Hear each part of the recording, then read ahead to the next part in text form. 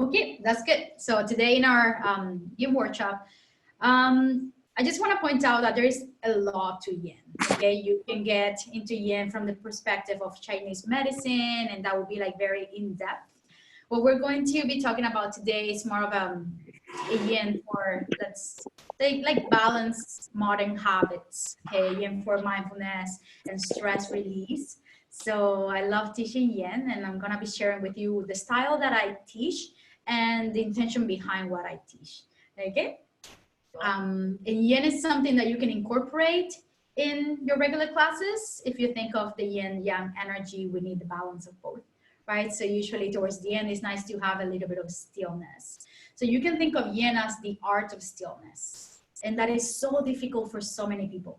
It's so hard for them to stop and lay down and not move. So in yin, we give them the gift of the space for them to be in stillness, right? And then we also have the challenge of we're holding poses. So it's not necessarily blissful and relaxing. There is some sort of challenge. And that's where we meet our mental component. So it's not only a physical practice, it has a lot of benefits physically that we're going to talk about, but it's also a mental practice, okay? Because in stillness, we get faced with our mental processes, our internal feelings, everything that we've been trying to get busy during the day to suppress, it's a moment to face it, right? So benefits of yin. If we talk about physical benefits, one of the first things, relaxation, like stress just melts off your body. If you're somebody that has like this go-go schedule all the time, if you have kids, I have a kid, and you're always working and go, go, go, day to night, yin is like your pocket of rest. It's the one thing that balances the entire rest of your day. And you see a lot of these busy people, what do? They get home, oh, I need to go for a run, I need to work out. So when you think of yin and yang energy, you've been on a yang energy all day, and now you have time down. Instead, you choose to go to the gym, you choose to go for a run, so you're bringing more of that yang energy into that. So it doesn't create balance. And sometimes your sleep is not that well when you're not able to balance your energy. That said, we should also point out that there is nothing absolutely yin or absolutely yang. It's all in perspective, okay? So these practices also target the nervous system. When we think about yin yang or sympathetic and parasympathetic response of the nervous system, I don't know if you're familiar with the nervous system. I think it's part of your training now. Anyways, I'm gonna talk about it. We have like what we call the fight or flight response of our nervous system, which is that energy that keeps you going, right? And it is great in a moment of need where you need to react fast and trouble solving, and it's just that energy that gets you going. And when we experience that on a daily basis, we begin to experience chronic stress, fatigue, a lot of health issues develop from that response of the nervous system being overstimulated. We have this other response from the nervous system is the rest and digest, which is the energy that allows us to go to bed at night, the energy that allows us to actually be creative from a place of, I love doing this versus, oh, I have to do this. So that's the energy that we need to rest and repair and digest the experiences that we go through. When we are always in parasympathetic response, fight or flight, go, go, go, there is a lot of cortisol, like the stress hormone in our blood. We cannot sleep, we're suffering from anxiety. We can also suffer from like a lot of mental fatigue, adrenal fatigue, all this kind of like modern issues that we experience nowadays. And the opposite is true too. When we are in too much parasympathetic, rest and digest, we become lethargic. Okay, we become depressed, we become very down. And what we try to do with these practices, yin and yang, is to balance also the nervous system, physically and energetically. The nervous system affects our energy because physiologically it determines what hormones are circulating in our body. So that's a little bit of a science behind it. When we become still and we hold yin poses and we focus on something, there's different techniques we're going to discuss about. The mind is able to calm down, the nervous system is able to calm down, and the body can go into that homeostasis state of self-healing. Okay, so it's a very, very essential practice, and it's one of the busiest classes that I teach because a lot of people find that they need it. Maybe not right now that everybody is at home, but still, it's a really nice practice to do before bedtime. So let's jump into it right away. When we think about yin, depending on the intention, like some yin classes are targeting the spine. When that happens, you do want to target all the ranges of motion of the spine, okay? If you think about forward fold, back bend, side bend, twists, okay? And also we use sometimes some inversion in yin. So you can still use your format of teaching, but just translate it into a more passive class. Also, something with yin that it differs from teacher to teacher, who I learned it from, Bernie Clark. We try to support the body as much. So it's not restorative, but you come into the first principle that's called the edge. And you do want to support the body as much as possible. The more support, the more props you can use, the more you can allow the body to feel held, the more you can let go of hypertension in the muscles. The more relaxation physically that happens, and that translates into mental relaxation, okay? So talking about the three principles of the practice. The first principle of yin is that coming to the edge. And what does that mean? That means when you get into a pose, you pause, you come to that place that your body can take you without any extra effort. As an example for it, the very first pose we always do is our bound angle, for example. And here, it's an extended bound angle. And usually if you were to push yourself into the pose, you can probably go quite deep if you were to pull your body. But in yin yoga, coming to the edge, you're just exploring an angle that your body can take you in. And here, you just soften and yield to gravity. Okay, so the edge is a place where there is a little bit of a challenge. Like right now, I feel there's a little bit of a stretch happening, but I'm not by no means at my max. So that's the edge, finding that place where you can come and connect to the body. And that edge, we do want to support it. We want to use as many props as possible. I'm going to be going through that in a moment. Okay, second principle is stillness. We become very, very still. And this is the hardest part. Because at that point, when you're very still, suddenly your nose is itchy. So you got to scratch your nose. Oh, your eyes itchy. Oh, my nails. I got to do my nails. Oh, wow, my toes. So at that point, your mind just finds any kind of excuses to bring you out of that stillness. And that's something that at first we're not aware of. And the more you practice, you become aware of all these patterns of distraction. Okay, so there is two exceptions to that principle of stillness. The first one is at some point you realize that your body becomes receptive to the pose, to gravity, and now there's a little bit more room. Your tissues soften, there's a little bit more room to go deeper into that edge, okay? Then you can move deeper, you can release some props. As long as it feels okay. And then the second principle is, the second exception is if at any point you feel you've gone too far, then you can back out, finding a new edge that still feels at ease. At all points, we want to keep the balance of the mind. Okay, so it's not so much about the physicality of it. When you're holding something for 3 minutes, and that's the third principle, it's time. We hold poses anywhere from 3 to 5 minutes sometimes, depending the kind of yin practice that you're looking for. The body needs at least 2 minutes for connective tissue to yield. So never less than 2 minutes, never less than 2 minutes. And after the 2 minutes, then the body becomes receptive. Connective tissue is a plastic kind of tissue. So if you think of our fascia as a rubber band, if you stretch it very slowly, it can yield a lot. But if you do this, it snaps, it breaks. So that's why we want to come into our edge. And with time, the body, you soften, connective tissue soften, and you can go deeper into the poses from a place of relaxation instead of external force. Every time you're into a pose, there shouldn't be much yang energy. And again, it's all relative. So those are the principles: the edge, stillness with the two exceptions, and time. Okay. We talked, another one of the benefits is energetic. We're targeting meridians. If you think of acupuncture, like they just put pressure in certain energetic points, we're doing the same thing, but by compressing certain meridian points that move all around the body. And when we release, there's all this fresh flow of energy flowing into our subtle body, our energy body. And also the same thing with circulation. So it's a really good practice to help people that suffer from inflammation.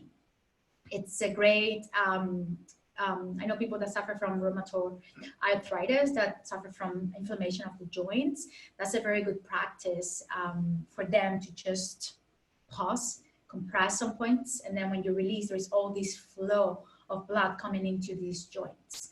Okay, so physical benefits, mental benefits, relaxation, stress reduction. It's a really good practice for people that are suffer from panic attacks and anxiety and stuff like that. Okay, so when we think about the kind of poses, and I'm just gonna go back a little bit and get a couple of props. So there is all kinds of things you can use for yin classes. You're gonna be tapping hips. That's one of the most popular topics because we get very deep into the hip joint when we're working yin practices. But again, also the spine. In yoga, we say you are as old as the health of your spine. So by targeting mobility in the spine through all 6 ranges of motion, we can bring longevity into the body. And let's begin with our forward folds. Okay. So we always start the yin practice with a bound angle, extended bound angle. And the benefits of this, it's a very introspective pose, okay? You know, forward folds have this ability of calming down the mind, but this one in particular, when we extend it, we're targeting, again, those meridians that run down the hip flexors, and one of them, it's the water element meridian. Oh, yeah, okay, and it's like our, you can call it, it's like that point of introspection and inspiration as well. Sorry, I'm looking at the big screen here while you guys are here. It's funny. Okay, so the first pose, when we think about the bound angle, the first thing people want to do is bring the feet very close in, okay? This is different. We bring the feet creating like a diamond or a square. We always want to support the pelvis, just to create a little posterior tilt in the pelvis. And when we extend the legs farther, we are targeting medial hamstrings, so more of the inner lines of the legs instead of just the groin. Does that make sense? Okay? So a lot of people will have challenge with this. They can sit on a higher bolster to elevate the pelvis even higher. They can also cut their knees right away. Okay? And then to find the edge, what we explore is moving into a place that gravity takes you. So right here, my body stops and I yield to gravity. I can support myself even farther by using a bolster. So right there, some people like also patting their head. So there's so many ways to find stillness with ease and support. And that's always what we want to find, support. There's a little bit of challenge, I'm still getting a stretch, but I feel supported so my body can go a little bit deeper into my experience of stillness. Any questions about the bound angle? What is that called? Extended, you can call it extended butterfly.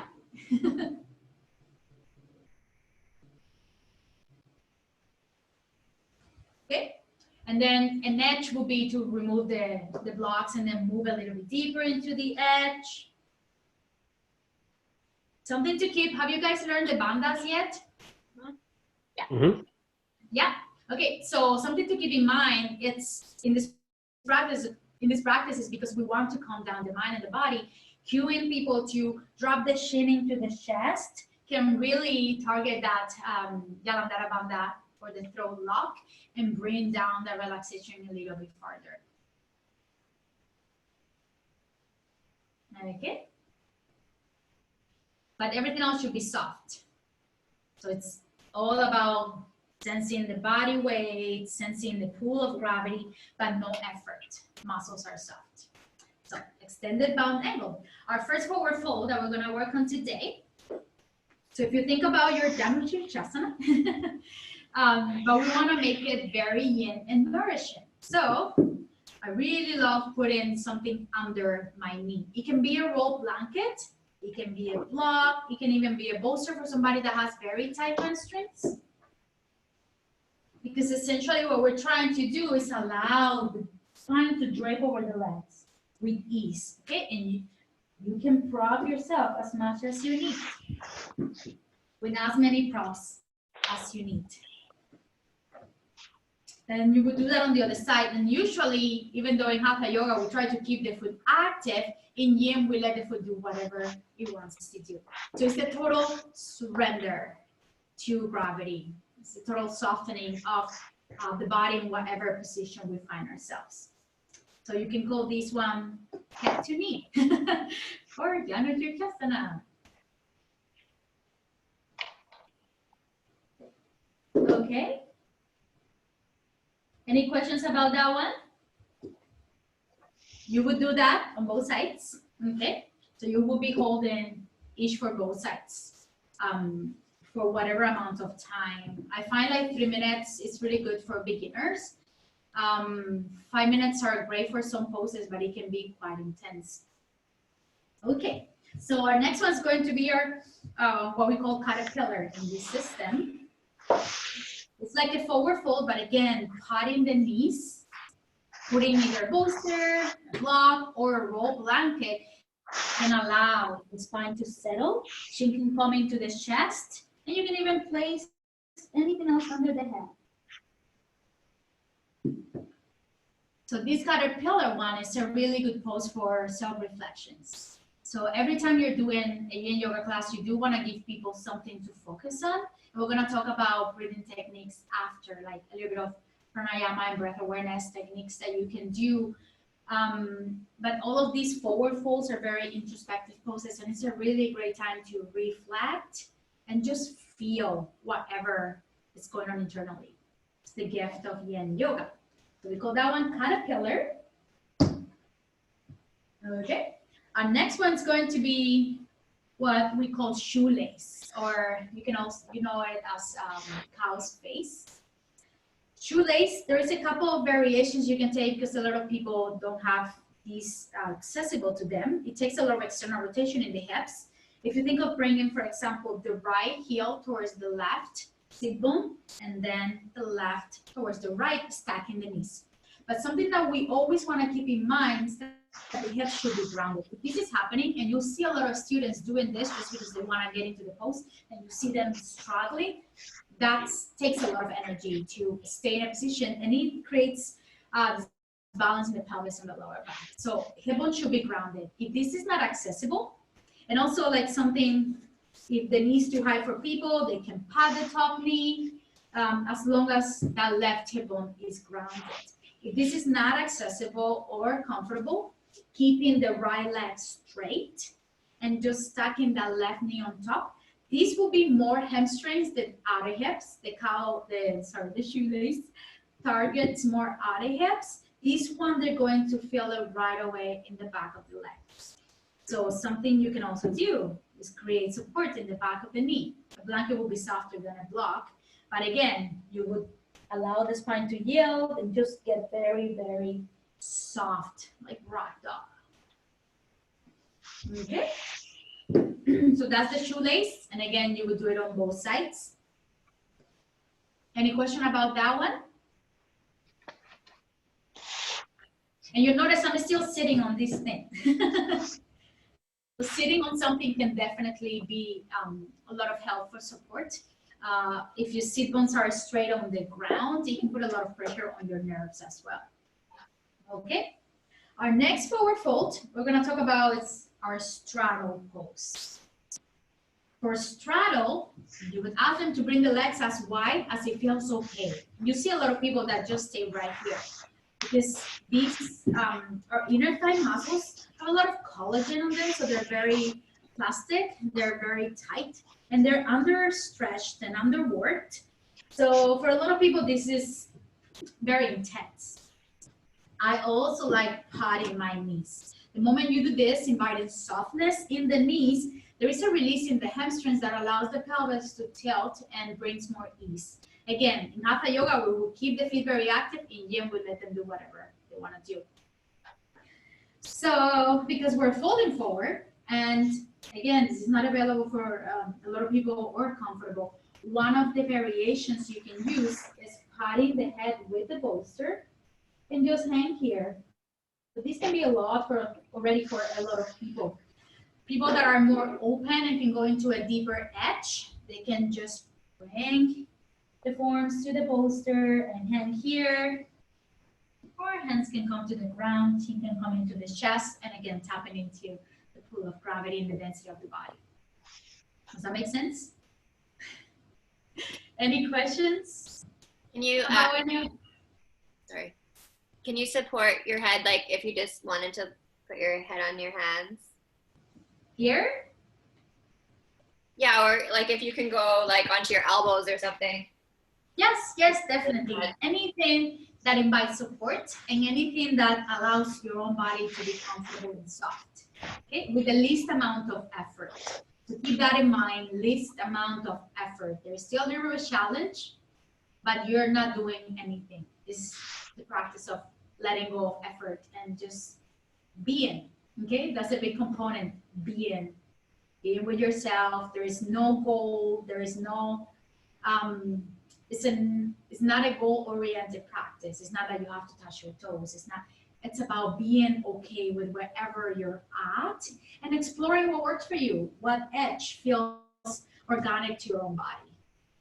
Okay? Any other questions? Okay, so these were our forward folds.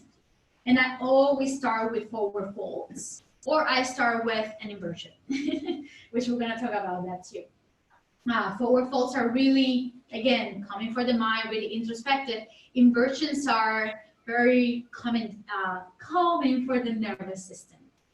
The kind of inversions that I offer in Yin poses, again, with the least amount of effort, is either a supported bridge, which you can use a bolster, a cushion, or a block under the pelvis. So this is a really great place, and the edge can be the height of the block. Okay, some people choose to even stay right here, and that's okay. And then right from there, another inversion you could explore.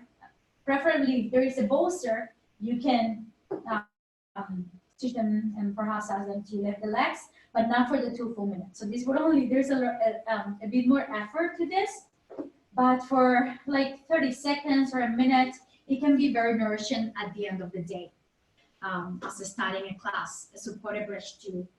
If you also think of child's pose, it is a forward fold, but it's also an inversion because your heart is higher than your head, and it's a deep forward fold. So it's got both components, the calming of the forward fold and the relaxing of the supported inversion. So those are the ways I start the classes, either with the forward fold, the bound angle, or with a supported inversion to allow the legs to drain energy. Okay? So next, let's talk about our side bends. And side bend in Yin Yoga, there's two that I go to the most. And if you think about that same head to knee pose, to take it into a side bend, you can bring either the arm on the inside of the leg, so put it on the block or on the ground, or even right here, but we're trying to face the torso towards the left knee, okay? So wherever it feels okay, the left hand can stay on the hip, hanging down, or some people like to hang the head overhead, okay? That sometimes can put a lot of pressure in the nerves going out the shoulders. So if you see somebody choosing to do that, bring awareness to the fact that they might experience some tingling. And if that happens, they should release the arm just to avoid any damage to the nerve. So yeah, you can support the head with the hand. So there is a little bit more yang energy in that hand, but we're trying to still soften and yield to gravity. Okay, so this will be a revolved head to knee side bend pre-yin, and something like that I would only hold for a couple minutes, like 2 minutes. I wouldn't ask any longer because it can be quite intense for a lot of students that have less range of motion. Okay, the other side bend that is really nice is what we call banana pose, and I'm not sure if you'll be able to see me. I'm gonna go like this. Okay.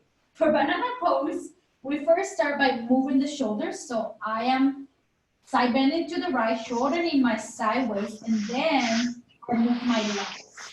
There's a couple variations for the legs, and one is you can bring, in this case, my right foot is on top of my left, and that just locks my body in the pose, okay? It keeps my left leg from gliding to the left. Or if somebody wants to go deeper as an edge, then the left foot can come over the right, and that takes it a little bit more deeper into the left side bend. The arms can stay right by your side, or again, you can get a hold of the arms overhead, allowing the left arm to track towards the right. So it's a really nice, lovely side bend here. I once fell asleep in this pose. I love it. And at the end, I hear, I'm like, what? So I fell asleep and then I missed Shavasana. It's a really nice pose. And the benefit of side bending, mostly like passive side bending like that, is that a lot of us, we do a lot of linear movements every day, moving forward, moving backwards with twists, but we don't do this much. So side bendings are very powerful, and it's one of the key poses that brings the most longevity to the body because we hold so much tension in our side waist, this area here. And that's why eventually we even lose mobility of the shoulder because this is here so tight. So if you can give your students a gift, give them a good side bend. Okay. Banana pose, again, if people are choosing to bring the hand overhead, something we want to keep in mind is those nerves. There shouldn't be any tingling or numbing. It should be at ease at all points. Okay. Also, you'll notice I've seen students trying to go so deep in their banana pose that these lifts. Okay, so the whole pelvis is up. You see how that's happening? We want the pelvis to remain grounded, and it's only side bending to the right, side bending, okay? We don't want to go too deep that the pelvis loses the grounding on both sides. Any questions about Bananasana? No? Okay. Okay, another very simple side bend you can do, just a regular side bend, sitting on something. And then you can support one hand soft and then reach the other one. So I'm more like I'm holding my head with my left hand, but I am trying to create softness. My right elbow is soft. Okay, so I'm trying to decrease the amount of effort I'm putting into it. Okay. And then again, holding that like banana pose, you can hold it for a long time. Something like this that is a little bit more yang. And the revolve head to knee, maybe a couple of minutes, like 2 minutes. When I say a couple, I mean 2. I recently learned that it means 2 or 3. So, okay. Let's see. Our next set of poses will be the twists. And twists are, again, like very nourishing for the nervous system. They have this quality of slowing everything down. And in this passive twist, the yin twist, we're compressing, squeezing the energy out of our internal organs. And when we release the twists, we get all this fresh blood flow and energy flow into our organs. So you can think about it as an internal massage. Okay. A very simple twist that's really nice for the hips. It's what we call our deer pose or 90-90. So if you think of a half a square, I'm creating half a square with my legs. Okay, in this case, my left shin is parallel to the front of the mat, and the right is parallel to the side of the mat. Okay. Now, this here is a lot of internal rotation for this knee that is internal rotated, and that doesn't feel comfortable for a lot of people. So a couple variation could be either patting that knee a little bit higher, or some people might need to bring their knees closer towards each other. Okay. And this becomes a twist. So in whatever variation the legs find themselves, we bring the right hand to the left knee, okay? And we always want to lengthen and then we twist. So the left hand can rest also on a block, so you don't have to reach too far back. We want to keep the shoulders soft, and the neck can look, exploring range of motion without going to the max. There is a little bit of yang component here because I'm holding my body upright, but I'm still finding ease. So I still want to be very at ease. Where I am, feeling long and spacious, but without too much effort. I cannot stress that enough. Okay? The shin would stay parallel to the floor. You can find a little bit of engagement in the lower belly without contracting. So that's our deer pose for 90-90. Yeah, on the other side. What would you recommend with deer pose? I find that I'm sitting, like both my sit bones aren't grounded. When I have my left, like where we started, the right leg is kind of tucked back. The left ankle is on the right knee. I'm noticing that all my weight is on my left side. Yeah, so this is happening. Yeah. Yeah, exactly. Yeah. So and you can try bringing the left knee in a little bit more. Are you sitting on something, on a little bit of support? No, just the mat. Yeah, so if you were to place like a little bit of something under the hips, under the sit bone, that can also help. So try that.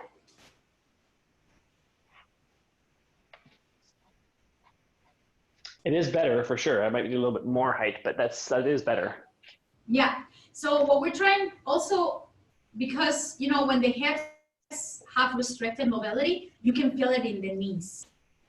Keep in mind, as long as your knees are okay and there is no kind of sensations or strain on your knees whatsoever, you can still stay with a little bit of elevation in that side of the pelvis, as long as it's not causing the strain in the knee. But you might choose to bring the knee a little bit closer, and that will be less internal rotation.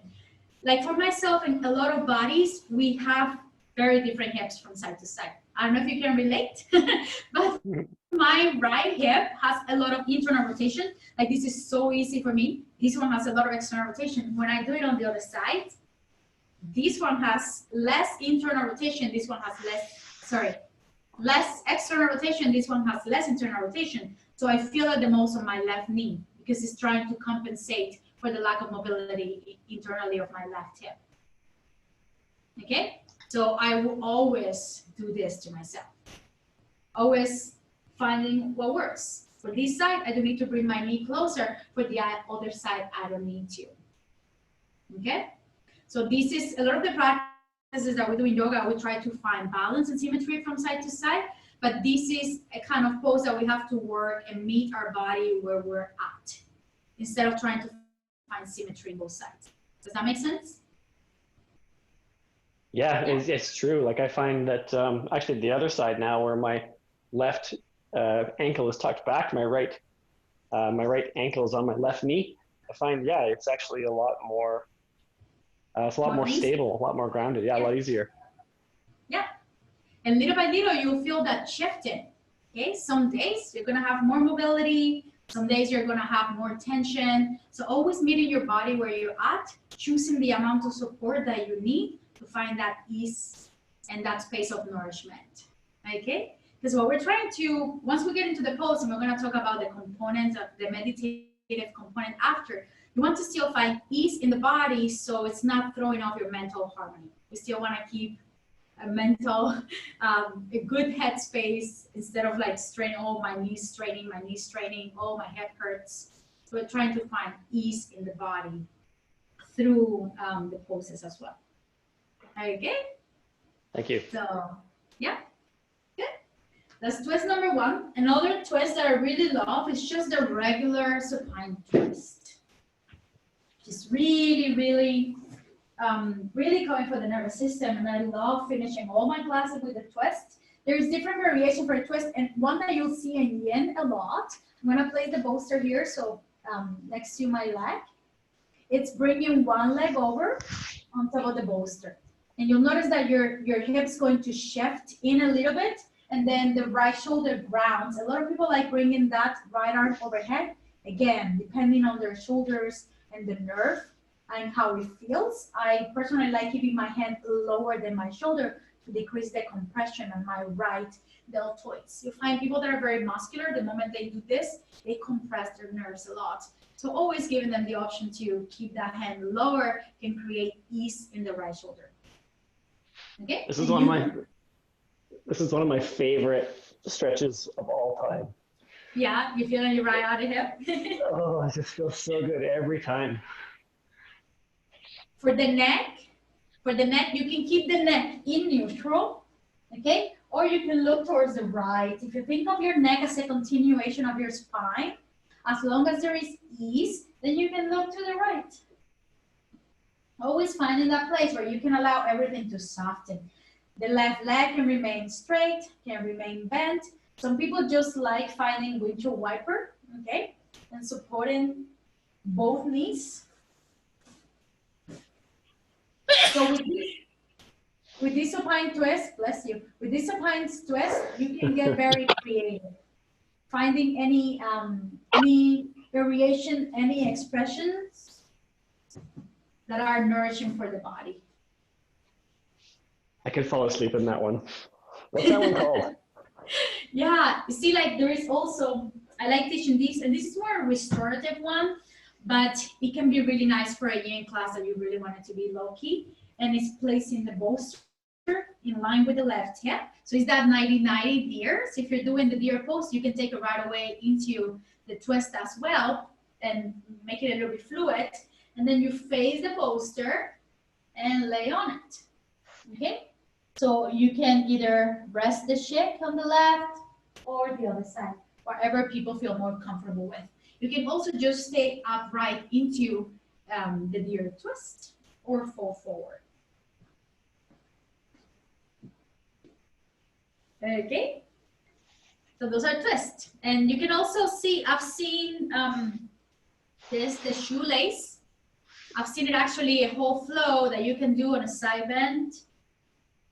So if you're doing shoelace, you can do 2 minutes on a side bend, 2 minutes on a twist, but without effort.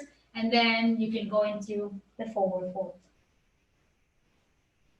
Okay.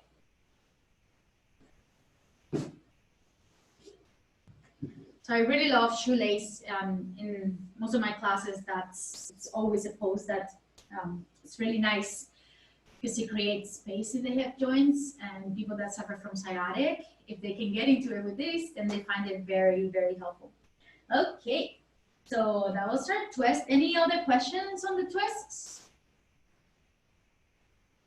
Okay, so now talking about back bends. And back bends, they're a little bit tricky, but the back bends that we choose in yin yoga are back bends that create just the right amount of compression in the lower back, again, to squeeze energy and circulation out. And so when we release it, we get fresh blood flow into our lower back. And the very first back bend that I always do is pain's pose. So this is a really nice pose. A couple of things to keep in mind here. You're going to see people bringing their elbows, students bringing their elbows very far back. Okay, so there's a lot of pressure now and a lot of effort to keep the body upright. Think about bringing the elbows right under the shoulders or forward, because we want to stack the bones in a way that when you settle here, you feel the heart is melting through shoulder blades. So the back of the shoulder blades are softening down.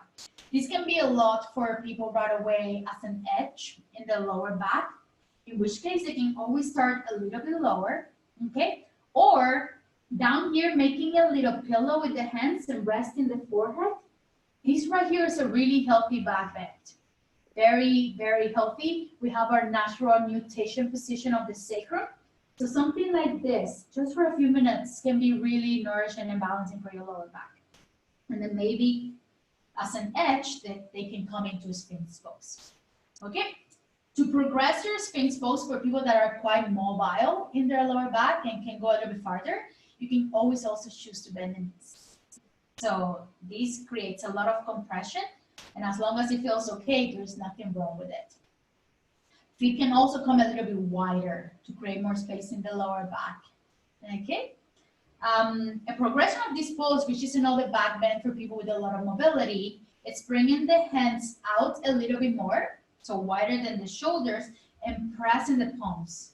So this is seal pose, and there is a little bit of yang energy in the hands, but the way the bones are stacked, I'm still at ease here. My shoulders are at ease, my arms are straight, supporting the shoulders, and I can either drop the head, or I can gently look up without compressing the back of the neck.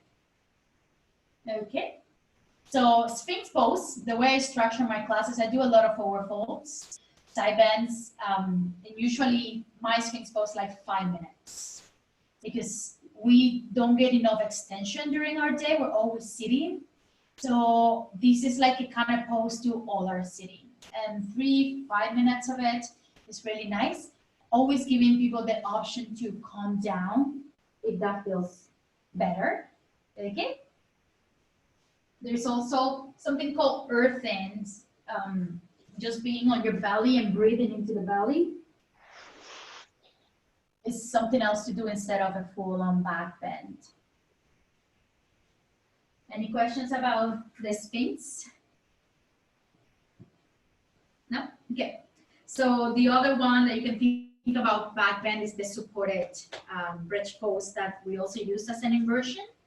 You can use it as a back bend as well. There's extension in the hips. And also, you can give people the choice to stretch one leg at a time for a hip flexor stretch. Again, for people that are sitting a lot, working in offices every day, this is a really nice way to create space. The height can make all the difference. So you don't need to be very high on a support here. You can be a little bit lower. And then find ease side to side. Some people like doing both at the same time. That can be a lot of compression in the lower back of a lot of your students. So you can give the option to 1-to-1, or you can give the option for a full-on. Not too long here. So maybe 2 minutes, even less. Any questions on that? No? Back bends, okay. And yeah, we talked about inversions. If where you're teaching, when you're teaching in a studio and you have wall space, for all the students, Viparita Karani, legs up the wall is a really, really nice inversion to find supported, or again with the block under and the legs up. So we cover all of our main poses. We cannot do balancing yet. Something that I should mention too that I like doing from pose to pose. So we do find stillness, we hold it, but in between poses, always before finding stillness, I like inviting movement. So let's say if we're moving into an extended bound angle, we inhale, lengthen, and exhale, round. So always finding a little bit of movement, inviting energy to circulate, and then holding the poses. In between poses, you want to always find counter poses, okay? Like rolling side to side. So for counter pose, like this right here, windshield wiper, every time you're doing forward folds and the shoelace, windshield wiper is a really nice, easy counter pose. Another nice counter pose is the reverse tabletop. So you can bring the hands behind you, squeeze shoulder blades towards each other, ground the feet, and putting a little bit more energy in the glutes, extend the hips up and down. So this is a really nice kind of pose to bring more yang energy in between poses, allowing the energy to circulate. Okay, something after Sphinx, after you're done your back, then your Sphinx. A little bit of cat cows is really nice. That's a kind of pose. So easy, gentle movement that allows prana to circulate in the body. Okay. Those are our poses. Any other questions? Those are the main poses. And the beauty of Yin is that people come and always do the very same poses happily. It's not a class that you need to get very creative. It's a class that you're offering people a predictable practice. Okay, like you can change a pose here and there. You can theme it on the hips. You can theme it on the spine. You can theme it on the chakras. There's so many things you can give the practice, but still there is that structure And after we're done this explanatory part, I'm going to guide you through an actual experience of a yin yoga class of my style of teaching. Okay?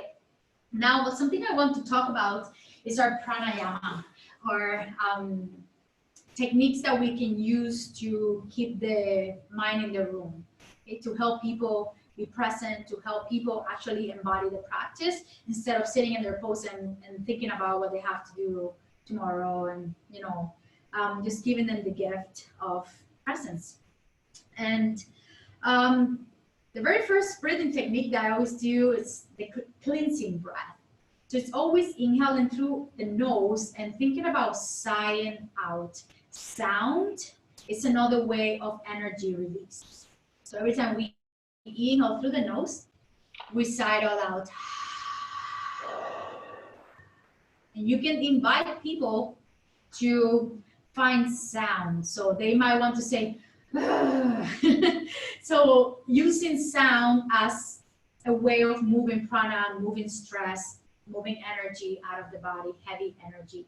But essentially cleansing breath, inhaling through the nose and exhaling it through a deep, deep sound. Okay, that's the first one, cleansing breath. I like starting with 3 of them, cleansing breath, and then every time I walk people out of the pose, then before we come out, it's like take a deep cleansing breath, inhale through your nose, sigh it all out. Okay, so that's the cleansing breath. And then I love using mindfulness for yin practices, because we're in stillness, we are aware, we're using body sensations as thread to be present. It's like an anchor, using the body, but also using the breath gives you something else to focus and something else to come back to over and over. And I like exploring different components of the breath. Things like noticing the movement of the breath. If you were to right now close your eyes and sense the movement of the breath from the moment it goes through your nostril down into your body, sensing as deep into your body as it moves into you, and exhaling, sensing the movement out. So just becoming aware, we're not trying to force it, we're not trying to deepen the breath, natural breath, sensing your natural breath. And now become aware of the temperature of your breath.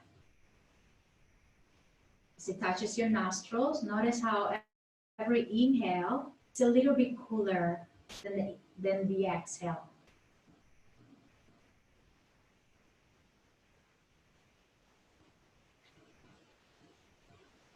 Now become aware of the touch of the air in the inner walls of your nostrils.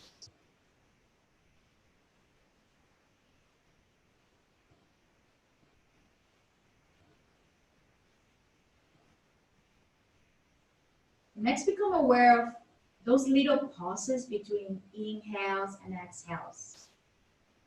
A point of transition where the breath in becomes the breath out, and the breath out becomes the breath in. A little void in between breaths.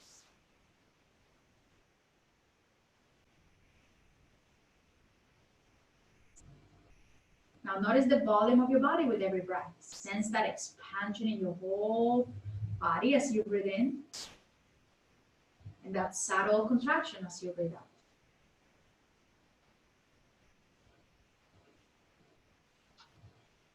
If your eyes were closed, gently open them. That right there is just little aspects of the breath. Just becoming aware of different components of the breath. And we just did it boom, boom, boom. But when we are in a practice, I would give the students a task. Like, for example, for this pose, give all of your attention to the temperature of the air. Every time you feel your mind wanders, bring it back to the temperature of the air. So it's different components that allows the mind to become subtler and subtler. And the benefits of using your natural breath, or the breath in general, is that it is portable. It's always with you. And if you can really learn and emphasize that during class, this is something that you subconsciously take into your life with you. So it's something that you're waiting on, lining up for something, oh, you're noticing your breath. Or suddenly you feel agitated, and whoop, you're noticing your breath. It just allows the mind, just like muscle training, trains the mind to be present. I love those breath awareness technique, and I use that a lot. Okay, so something else that you can use mostly at the beginning of class to help people come into that resting mode of the practice is a left nostril breathing. So something as simple as blocking your right nostril and inhaling through the left and exhaling through the left.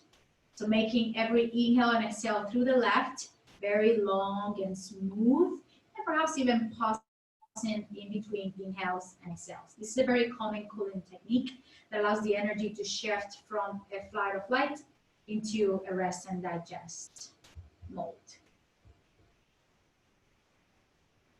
Okay. Another breathing technique that I really like is Brahmati, or the humming breath, which it's very soothing for your nervous system. And I'm not sure if you already did your pranayama. Did you do your pranayama lesson already? Yeah. Yeah? Okay, so Brahmati breath, the humming breath, you inhale through the nose. And again, that idea that sound moves energy, but it also stimulates your throat chakra, and it's really soothing and calming for your nervous system, and it helps you go to bed if you're struggling with insomnia. So it's a really nice technique to use in your centering or before Shavasana. There's so many options that you can use. I also, in my yin classes, I use a lot a progressive lengthening of the breath out, which I just guide people through a counted set of breaths, inhaling to a count of 3 and exhaling to a count of 3, and gradually lengthening the count of the exhale all the way to a count of 6. So we can target the breath out, making the breath out longer than the breath in, then we can also trigger that rest and digest response of the nervous system. These are all tools. The breath is a big tool for yin yoga. When it comes to meditation components, some people like doing visualizations. If you're doing chakra in yoga, you can do visualization with your students if you're a visual person yourself. Mindfulness meditation techniques. There is one called ALL, A-L-L, that stands for allow, label, and let go. So you could ask your students to notice their thoughts, allow the thoughts, but when they notice the thought, to label it. Is this a future projection? Is this imagination? Is this a memory? And once you label that and identify that, let it go and go back to noticing the breath. So that's something else that is a mindfulness technique of meditation. And you can use all of these interweave. You can get very creative in your classes when it comes to yin and what you want to work on mentally, energetically, but keep your poses quite predictable, the flow of your class. Does that make sense?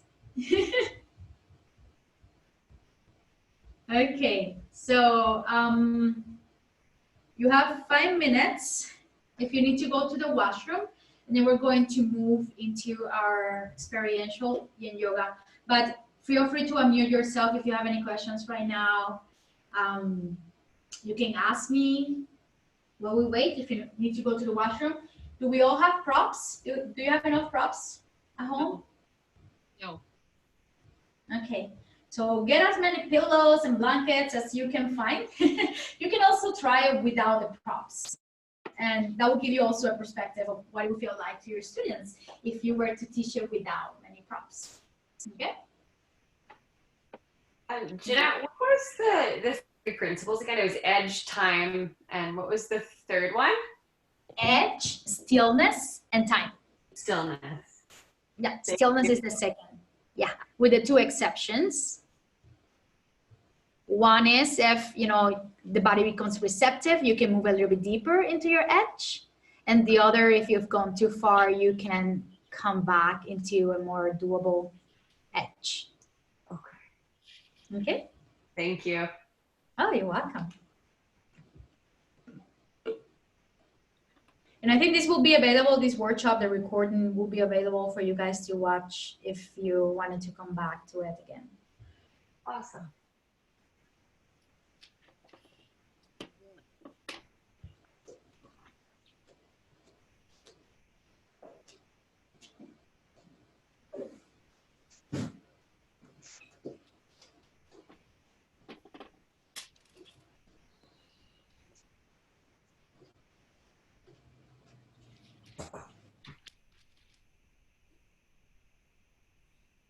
You notice I like using a timer when I teach yin.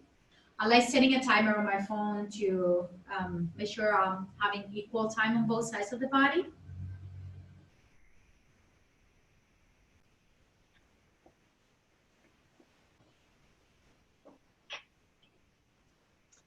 One thing I like, Jeanette, is with yin, I like to get into the pose. This is just personal preference, obviously, but I like to get into the pose. And then as you get into the pose, you start to notice the fascia or the muscles or tendons or whatever it is, maybe the nerves maybe, but as they start to release, you start to sink deeper and deeper and deeper into the pose sometimes. Yeah. And one of my favorite delicious things I like to do is to back out of a pose, not equally as slowly, but very, very slowly. Sometimes I find like if I'm in a pose for like 5 minutes, if I come out too fast, I can actually like jerk myself a little bit and hurt myself a little bit. So I like to come back very, very slowly back out of the pose. But man, yin is one of those things that I could spend the entire, like my entire morning just doing yin. And like where did 3 hours go? Holy crap, you know, there's just so much to stretch and there's so many good feelings to feel that. I also wanted to ask you about Bernie Clark. He was saying that, you know, some poses he recommends for like 7 or 8 or sometimes 10 minutes. I've never seen an instructor do like a 7-minute pose. Usually, like you say, they do about 3 to 5 minutes. Mm-hmm. Because for beginners, it's quite hard. Mostly people that don't have a lot of body awareness, they don't know what that edge feels like. So they will go to their depth right away. And if you create the space for them to hold that edge for 7 minutes, that can be a little bit potentially injurious.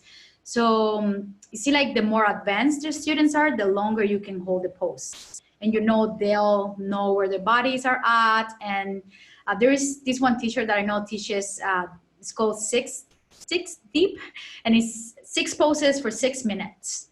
And she always does this, but her students have been practicing yin for a long time. And some poses can be a lot if they're new to yin. So when I have a lot of new students, I do like no more than 3 minutes for all of the poses, because you see them shifting, you see them uncomfortable, and they don't have, I don't say the confidence, but it is somewhat confidence to come out of the pose. I'm not judging you. This is not for me. This is for you.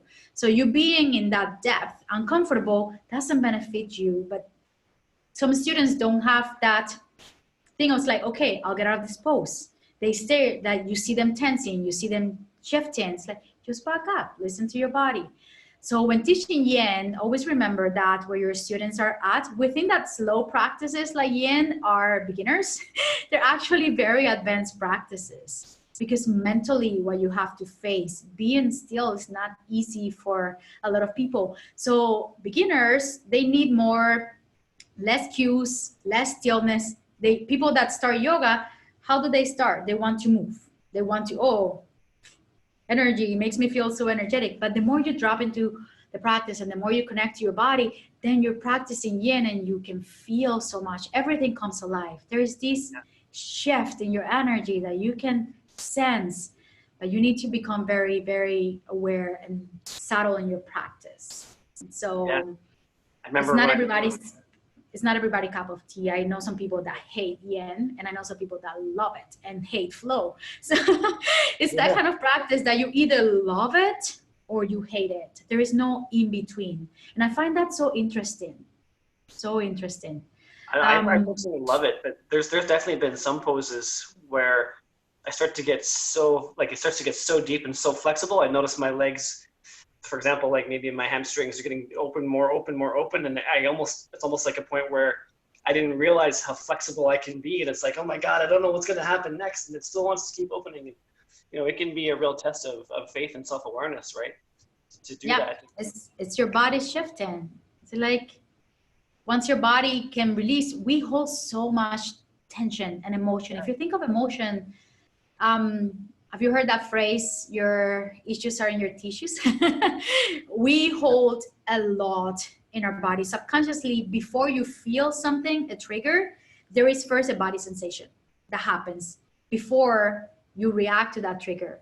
So it all starts in the tissues as sensation, and yin can bring up a lot because of that. And becoming aware of that, letting go stuff, it's just becoming aware can like remove the charge out of experiences that are triggered for us sometimes. Keep that in mind. So let's begin. Did everybody go to the bathroom? Gather your props. Okay, so let's begin sitting. Thank you. Yeah.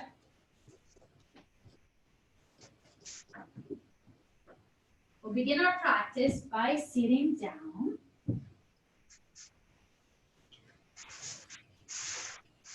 You can like shift around in your cushion, just get very comfortable. If you're just on the ground, make sure that you feel grounded.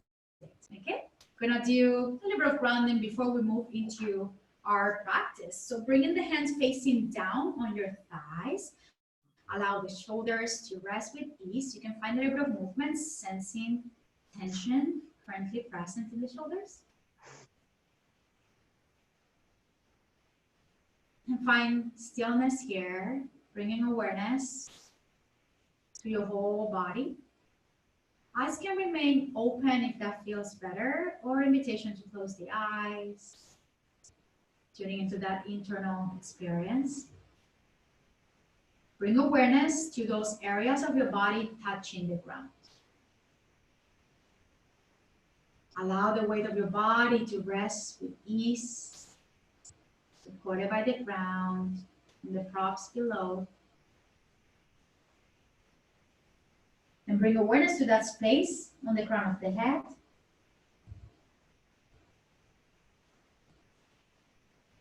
Allow your whole spine to lengthen from the crown of the head. Sensing the length in the back of the neck. Now become aware of the space surrounding your body. Sensing the touch of your temperature against your skin. Touch of the air. The touch of the ground.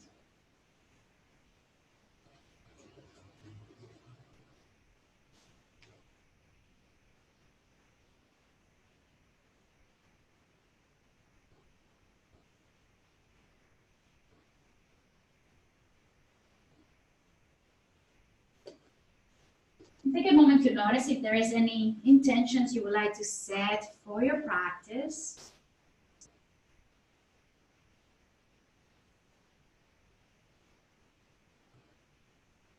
And bring one hand to your belly, one hand to your heart center.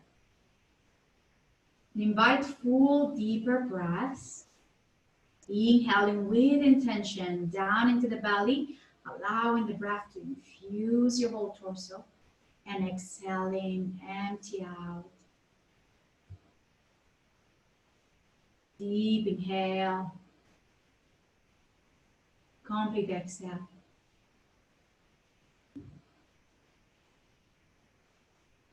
Just find 3 cleansing breaths. Inhaling through the nose, fill up. On the exhale, sigh all out.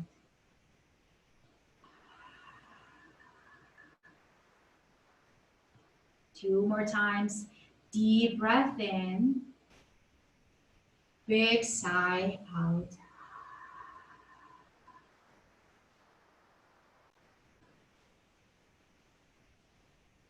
One more time.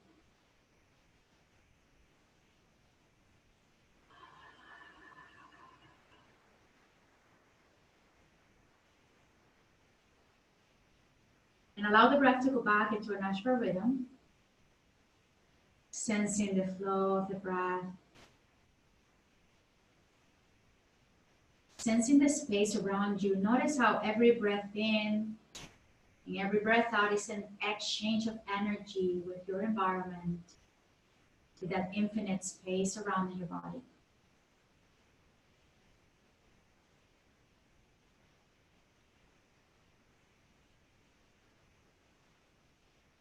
When you're ready, lower the chin into the chest and gently flutter your eyes open. Let's find our first pose. So our extended down angle, bringing the soles of the feet towards each other. And again, option to prop the knees. You can place bolster or cushion in between your legs and your body, just finding that edge, whatever that could be. You can also choose to not have any props. And before we fall forward, let's find a little bit of movement. Just inviting circulation in the spine. Inhale, lengthen the spine, extending into a seated cow, and exhale, gently round chin into the chest. Inhale, extend. Exhale, round. One more time. Inhale, lengthen the spine. And on the exhale, very slowly walk the hands forward, finding your edge. Find that place where you can allow your whole body to settle, to yield to gravity. A place where you stop, and you can find ease. Allow the chin to drop into the chest. So remember, the edge is different for everybody, so find your own edge. You can bring the feet as far forward as you need. You can prop the pelvis as much as you need. Become aware of the weight of your head. Sense the density of your head sinking into the ground.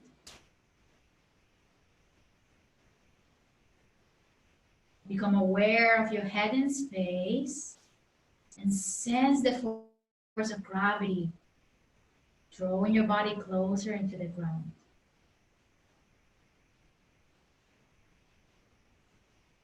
And right away, become aware of those areas of your body that are experiencing the most tension here.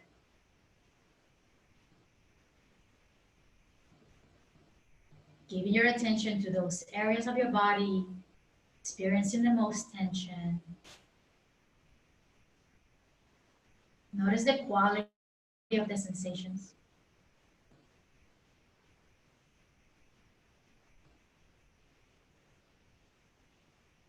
Breathe into those areas of your body.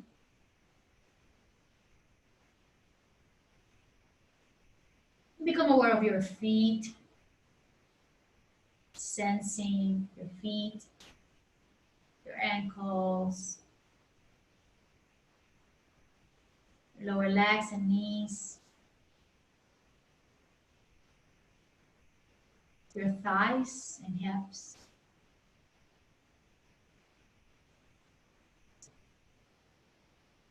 Sense your whole torso and your arms and head heavy, relaxing.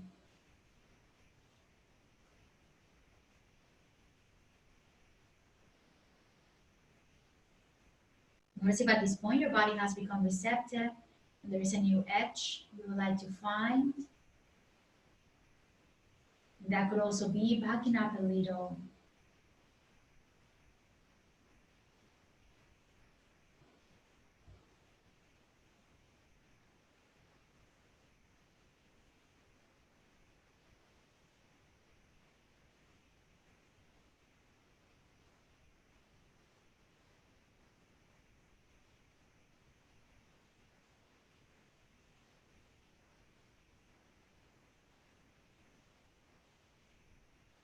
Let's take a deep cleansing breath. Inhale through your nose.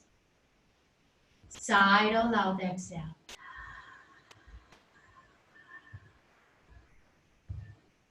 On the next inhale, very slowly walking the hands back in, lengthen the spine. And exhale, walk the hands back. Bring the hands behind you.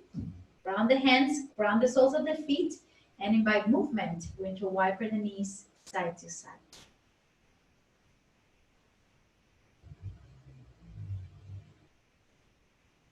Okay, for our next pose, we're going to do our shoelace. So, reminder, the right leg can stay straight, or you can bend the right knee, bring in the left heel towards the left sit, the right heel towards the left sit bone, and try and perhaps tuck in the left knee on top of the right into that shoelace. Couple things to keep in mind. We want that left sit bone to be grounded. So if this is not comfortable, you can always stretch the right leg out and just work on stacking the left knee on top of the right. And this will be more hamstring work, which you can also pat that bottom knee for more ease, okay? Let's inhale, lengthen the spine, and exhale, gently round. So more cat-cows. Inhale, lengthen. Exhale, round. One more time. Inhale, lengthen. And this time as you exhale, very slowly walk the hands in front of you. Come into whatever edge you can find in stillness. Remember, you can use as many props as you need to allow the body to yield to gravity, to soften and feel supportive. Even if you need to stay upright, just finding that place that feels just right to become very still.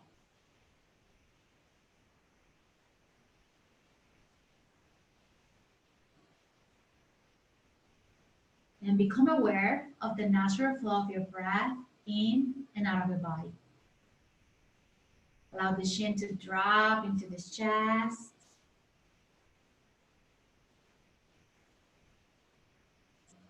Connecting to the density of your whole body and sensing the natural flow of your breath in and out of your body.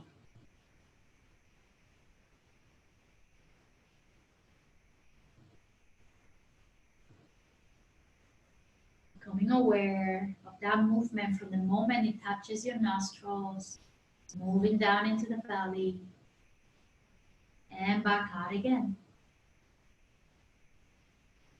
Giving all of your attention to the movement of the natural breath.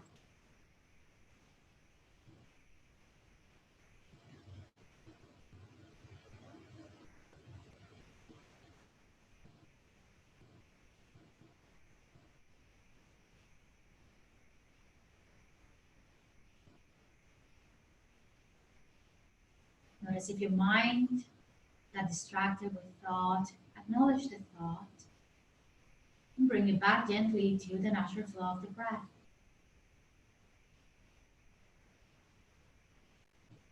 Become aware of anything currently present, physically, sensations you're experiencing, energetically,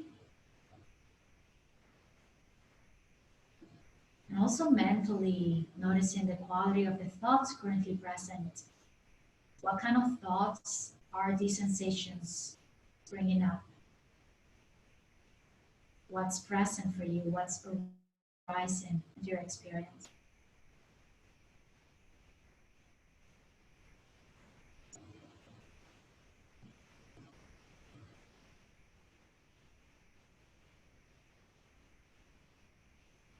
Notice if at this point your body has become receptive, finding a newer edge.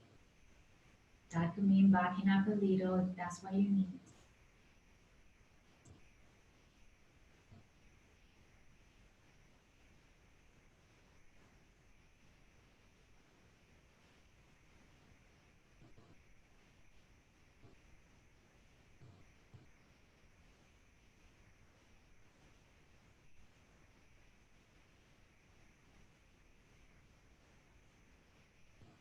Take a deep cleansing breath. Inhale through your nose. Exhale, sidle out. And on the next inhale, lengthen the spine forward. Very, very slowly walk the hands back in. So this is the point that you want to move very slow. Just really enjoying coming out. You can release the hands behind and the legs, finding a little bit of windshield wiper. And some people say that coming out of the poses feels so good that that's the reason why people keep coming back to Yin. Okay. Getting ready for the next side.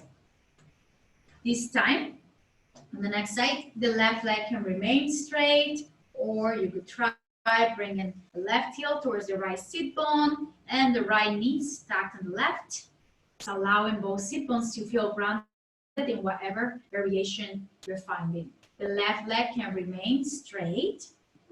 Okay. Be gentle to yourself, always tuning into what it is that you need. Let's inhale, lengthen the spine, and exhale, gently round. Inviting movement. Inhale, lengthen. Exhale, round. One more time. Inhale, lengthen. And as you exhale this time, walk the hands forward, coming to your edge. Finding that place that feels just right for you on this side. And this side will be different than the first side. So become curious. Observe the difference from this side. Becoming very still, allow the chin to drop into the chest. Closing the eyes if that feels okay. Sense the weight of your head sinking down.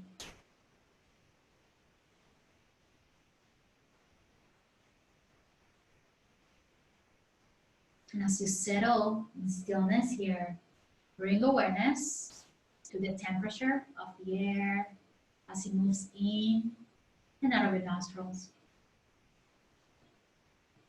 Giving all of your attention to the temperature of the air. Notice how the inhale is cooler, the exhale a little bit warmer.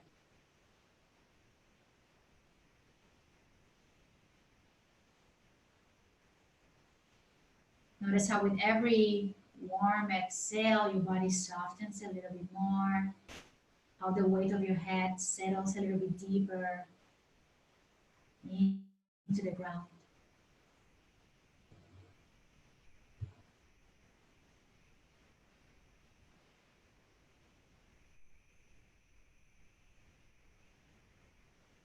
Anytime you notice your mind has wandered, if you can gently bring it back to the temperature of the air.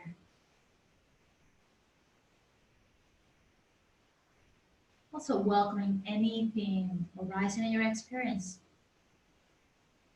Can you remain aware of the temperature of the air and simultaneously notice the sensations present in your body?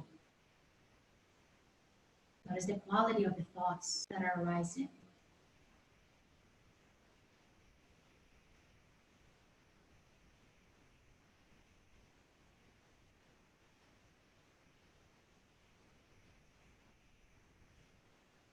At this point, your body has become receptive, finding a new edge. We're backing up a little.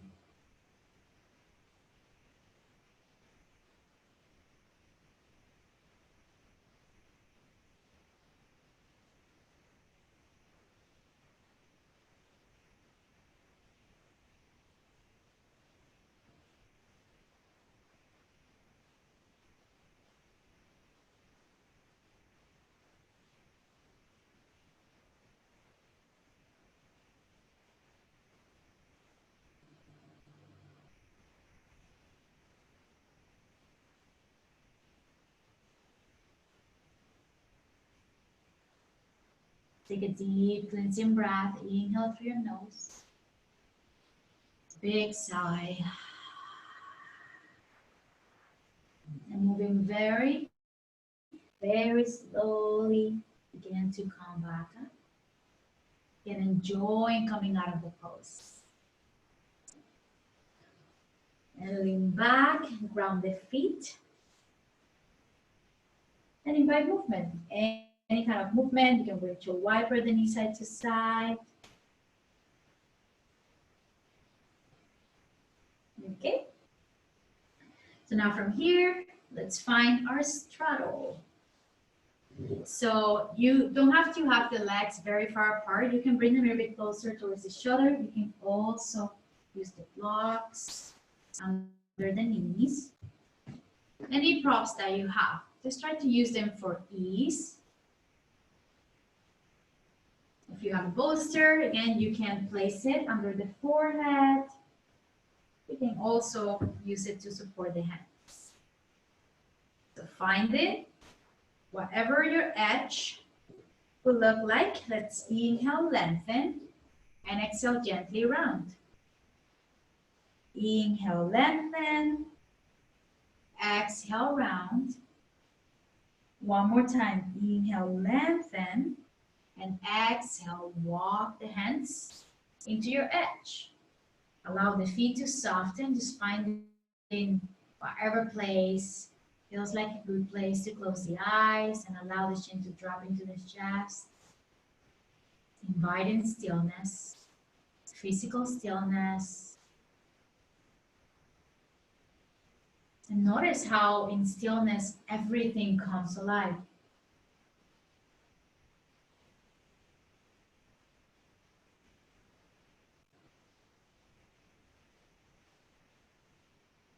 And give all of your attention to the natural pauses between every inhale and every exhale.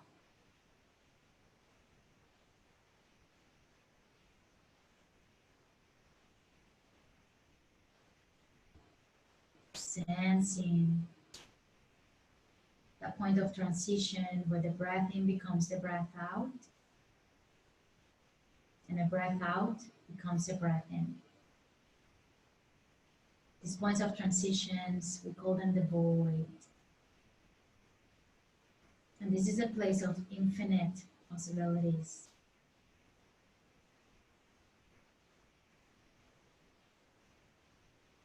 Give all of your attention to those little pauses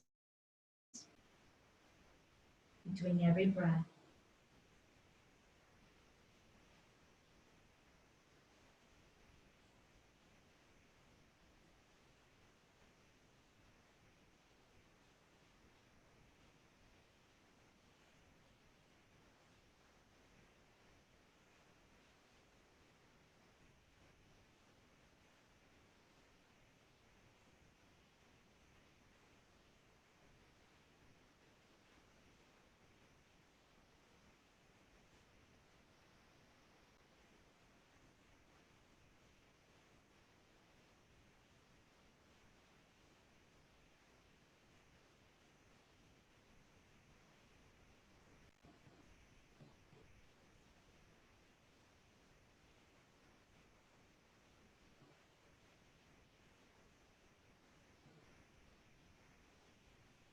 Notice if at this point your body has become receptive, finding a new edge, or backing up a little. What do you need here? To listen to your body. Notice what's arising in your awareness.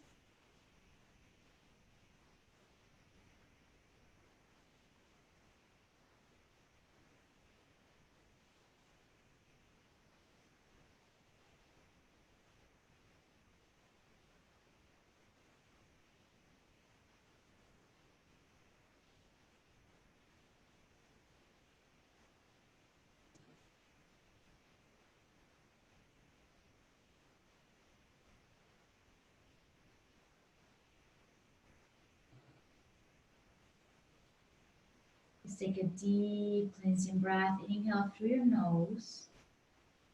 Sigh all out. And very slowly lengthen the spine and walk back up. Setting the props aside. And perhaps this time for a kind of pose. Reverse tabletop. Bring in the soles of the feet to the ground. Hands with the hands pointing behind you. Your shoulder blades towards the shoulder. Puff in the chest.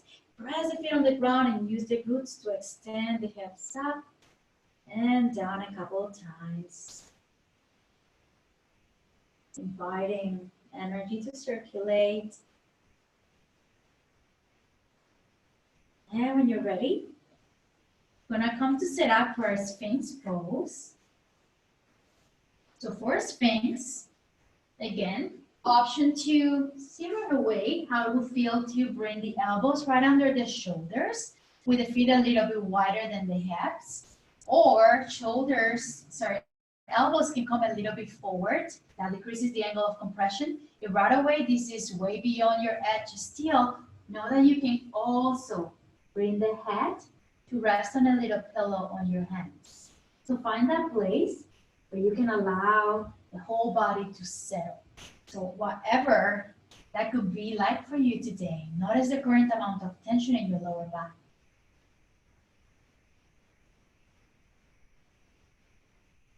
Settle into your edge.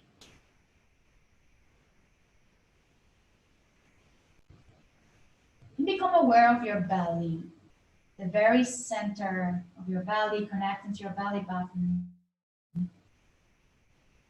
Breathe into your belly to deepen the breath, consciously filling up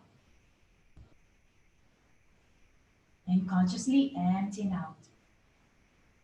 Connecting to your Manipura chakra, or that solar plexus. Inviting deeper breaths into the center. And notice your belly and where it connects to the ground. If you're a visual person, invitation to envision when you breathe in, you're drawing energy out of the earth into your solar plexus.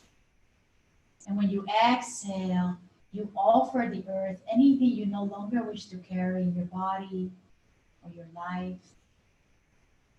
Anything that feels heavy on your shoulders, on your heart. Every breath exchanging energy with the earth below.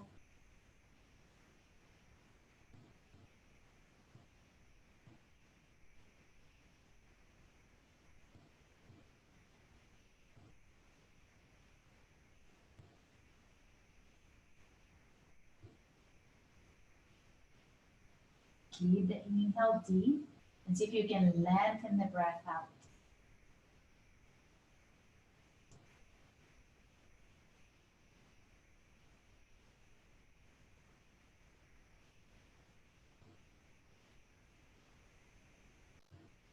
If at this point your body has become receptive, perhaps you can find a new edge by bending the knees, only if it feels okay.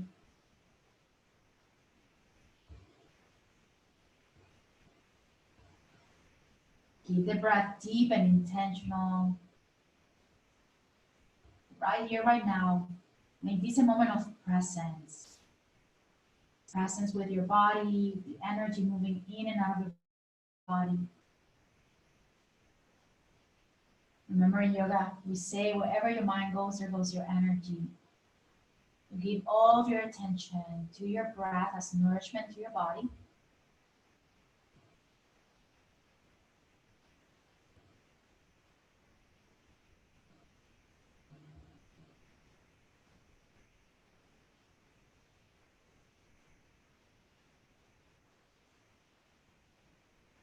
Let's take a deep cleansing breath. Inhale through the nose. Sigh it all out.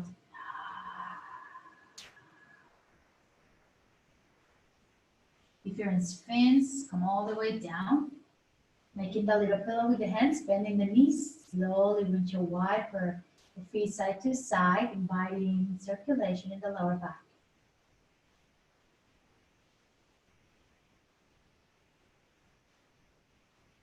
Right from here, we're going to roll around to find our banana pose.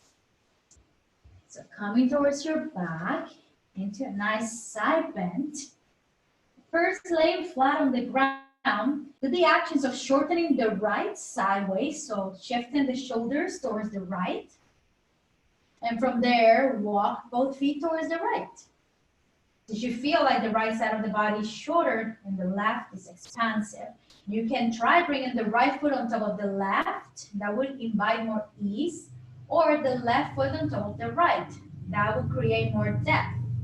And the arms can be either along the shoulders, or you can reach the arms overhead if that's okay on the shoulders. So find that place that feels just right. And bring all of your attention to the left side of your body. The left sideways.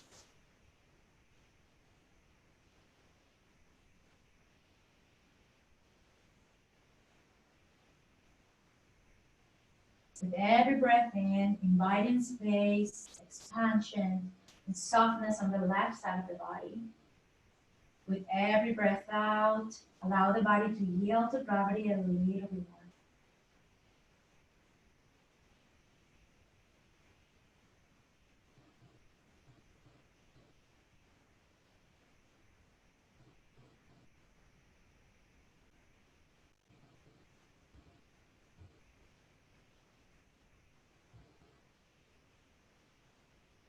Stay with the breath, moving in and out of the left side of the body.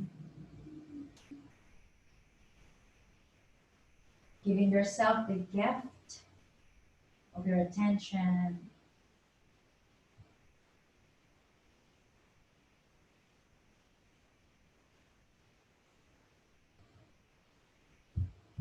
Notice any tension currently present anywhere in your body. Now becoming aware.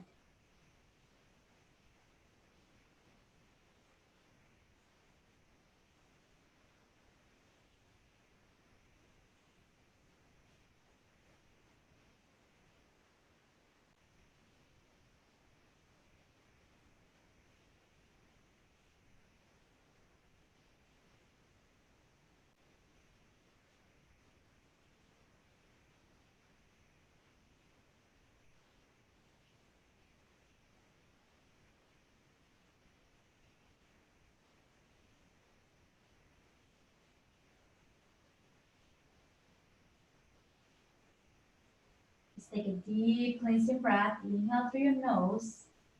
Exhale, sigh it all out. And moving very slowly and mindfully, coming through center, first the legs, and then the torso. And right away, taking it to the other side. So shifting the shoulders towards the left, shortening the left sideways, walk the feet towards the left, and again, choose on this side if you wish to bring the left foot on top of the right for stability, or the right foot over the left for more depth, as long as it feels okay. Choosing the variation of the hands that feels nourishing in the shoulders. Deep inhales, complete exhales.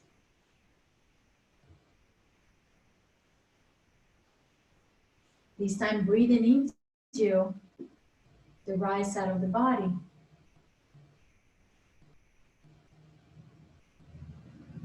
Inviting space, expansion into the right side of the body, the right sideways.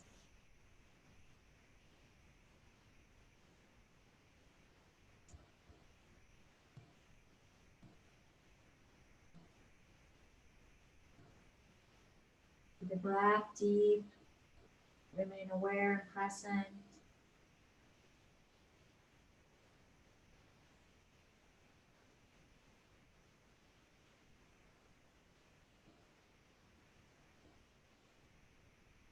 Sense with every long exhale how the body sinks a little bit deeper into your experience of stillness.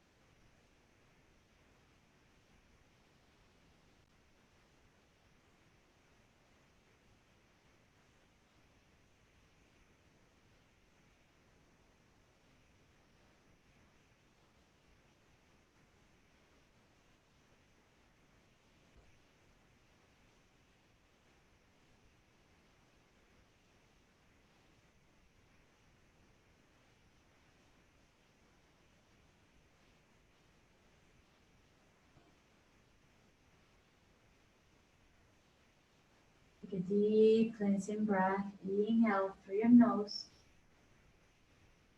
Sigh it all out. And very slowly releasing the arms, Bring the legs through center and the spine through center. From here, let's set up for a spinal twist.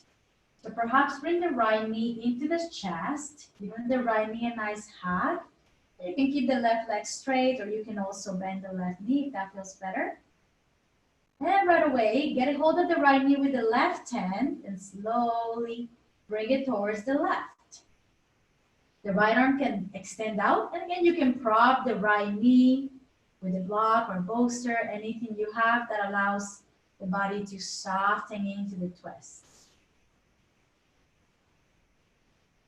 Notice what the head wishes to do as a continuation of the spine. You can remain in neutral, or you could explore looking towards the right, as long as it feels okay. Finding that place of ease.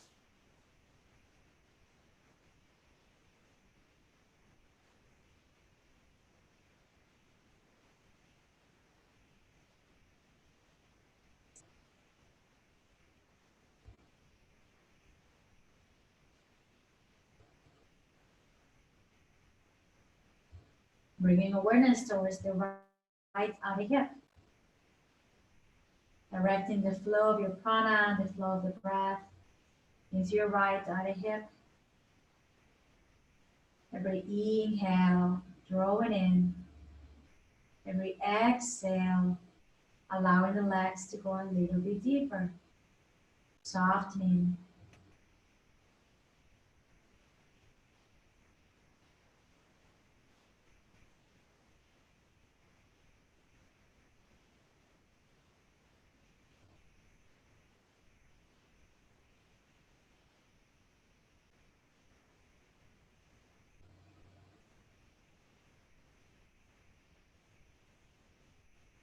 Remain aware, sensing whatever you're experiencing physically, energetically, and emotionally.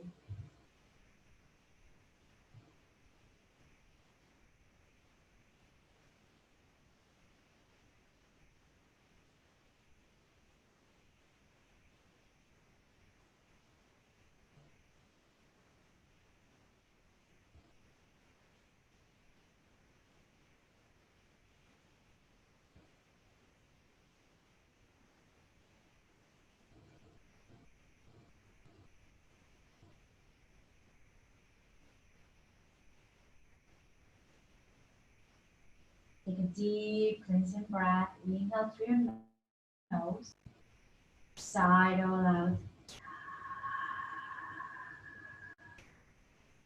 Very slowly coming back through center. Releasing the right knee. You can realign the pelvis if you shift it a little bit. Then stretch the right leg. Bring the left knee into the chest. It always helps to flex the hip first before you take it into the right. Now getting a hold of that knee with the right hand. The left hand can extend out. Round the shoulder and draw that knee over towards the right. Again, you can support it in any way that you need on this side. Trying to keep the shoulder grounded as best as possible. And noticing the neck on this side. Where on this side can the neck find ease?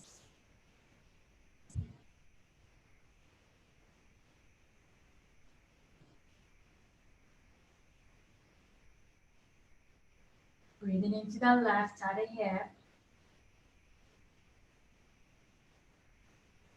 The exhale, allowing the density of the body to soften a little bit more into the ground.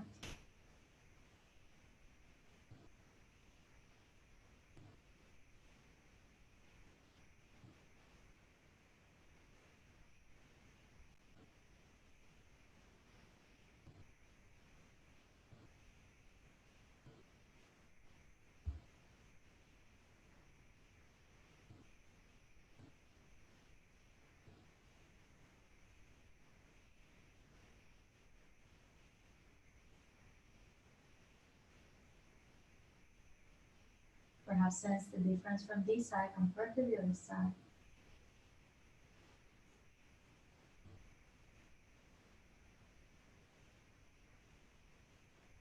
Also sense the quality of your thoughts. Sensing your internal mental space. Stay with your breath.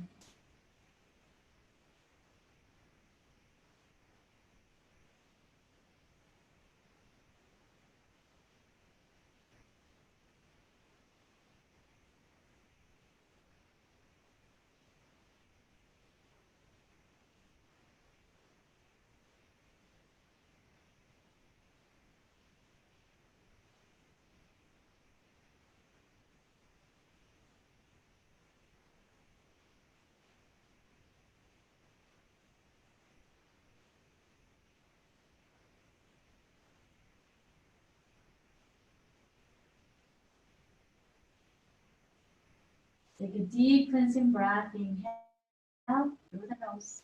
Sigh out loud. And very slowly coming back to center. Realign the pelvis if it's shifted. And this time bend both knees and bring them into the chest. Give your legs a nice gentle hug, rolling side to side.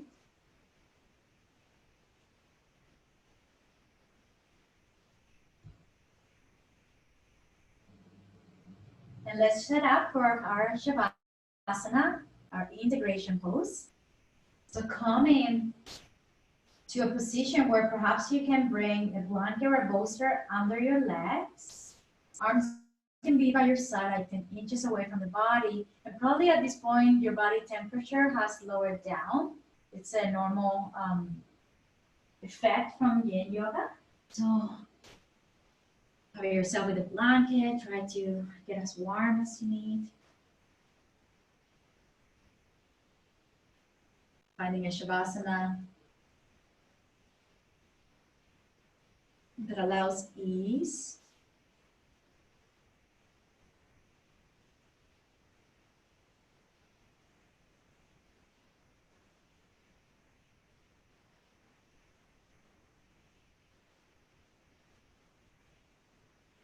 Take a couple more moments to settle. See if you can get 5 or 10% more comfortable.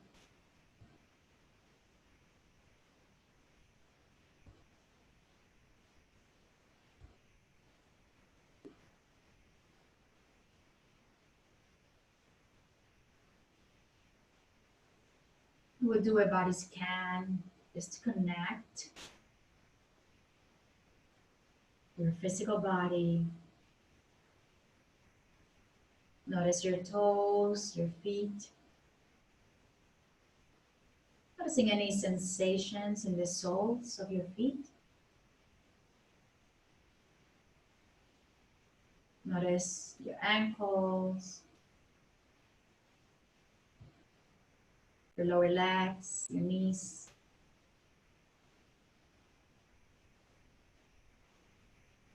Your thighs and your hips. Sensations in both legs. Relax your legs. Relax your legs. Relax, relax. Bring awareness to your hands. Sensations at the tips of your fingers. Palms of your hands. Wrists. Elbows and shoulders. Both arms heavy on the ground. Relax your arms. Relax your arms. Relax your arms.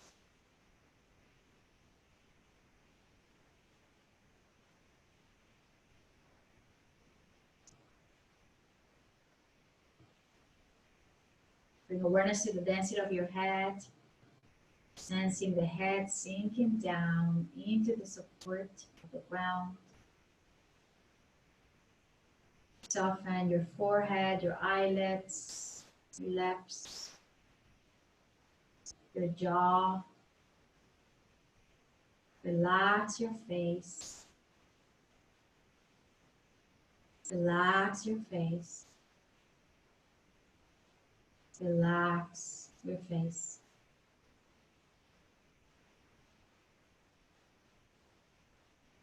Notice your torso. Sensing the support below your torso. Allow your whole torso to settle, sinking down into the ground. Noticing those little muscles surrounding your spine, the space in the back of the neck, front of the pelvis. Notice that internal space within your belly, inviting sensations of warmth into your belly.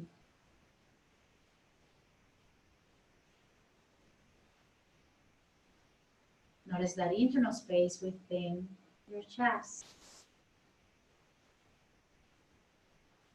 inviting ease and expansion into your heart space.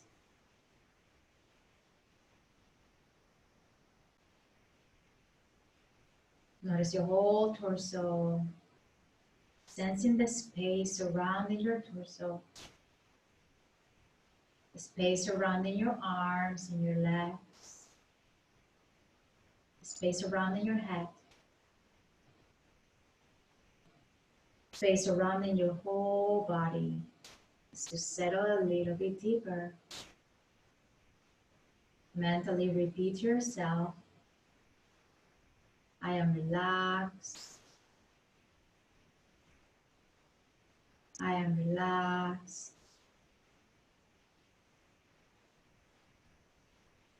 I am relaxed.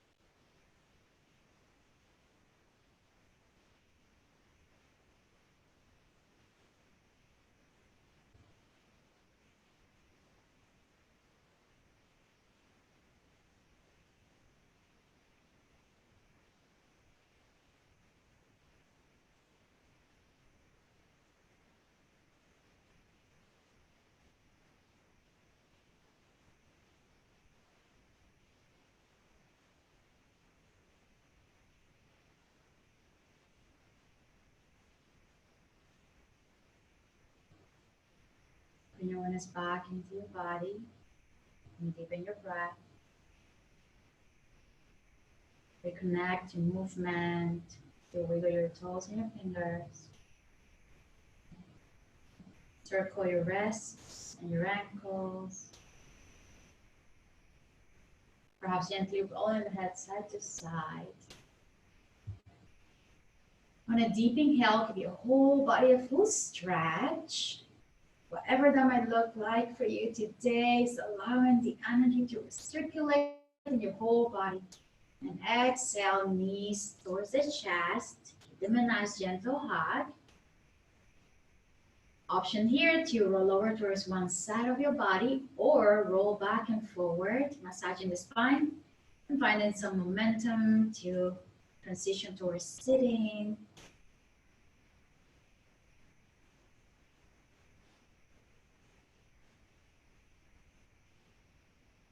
Supporting the pelvis as you need, sitting up tall, taking a moment to once more notice anything currently happening physically, energetically, mentally, or emotionally. Bringing the palms together, wrap the palms.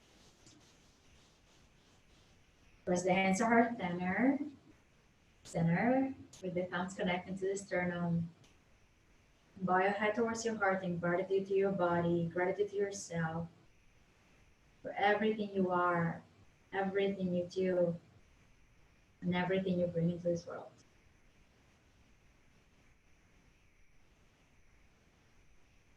So now stay. So now mute.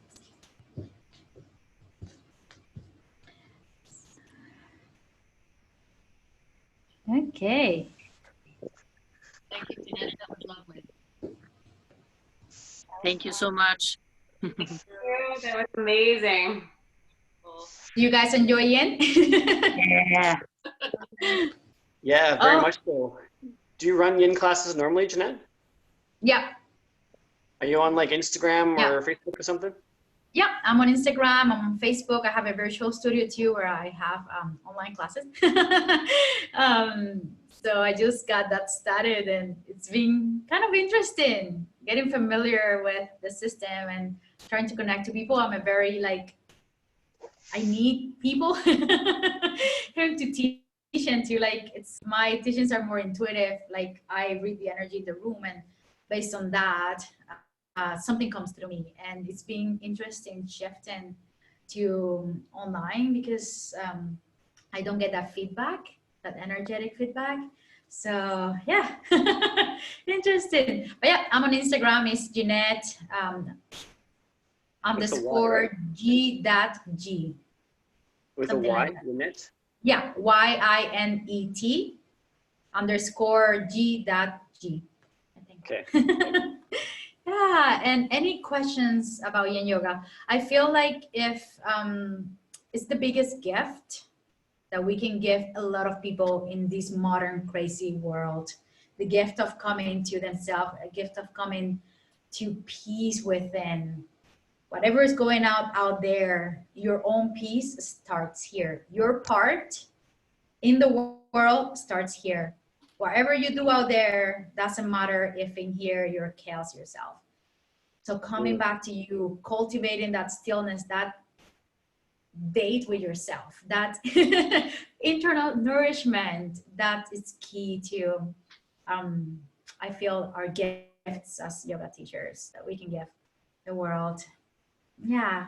Well, thank you. That was wonderful. I'm going to have a nap now, I think. I usually teach Yin Friday nights, and a lot of people that had a crazy week, that's like 6 p.m. That's their hour for stillness, releasing. Boom, now they're ready for the weekend. So, yeah, I hope you guys bring this into your teachings and practice.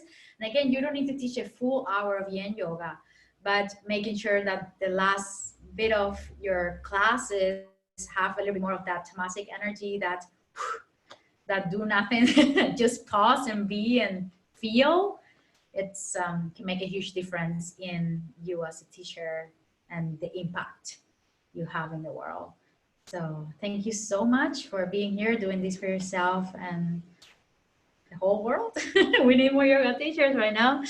So yeah, thank you. And if you have any questions, I'm sure you can reach me through Tasha as well. She has all my contact. Okay. So namaste. Enjoy the rest of your training and all the best. Mistake. Thank you. Thank you. Bye. Thank you. We have a site on the MeWe internet. Can we put your contact information on there? Oh, Tash can put it there. She can probably add me to it too. Perfect. If she didn't already, she probably did already. I have to check. That would be But you great. can tell. Yeah, yeah. Be nice to see you. Very good. Nice to connect with all of you and meeting all of you. Thank you. Thank Thank you. you. Bye. Just trying, I'm not sure how to disconnect. Oh yeah, I found it.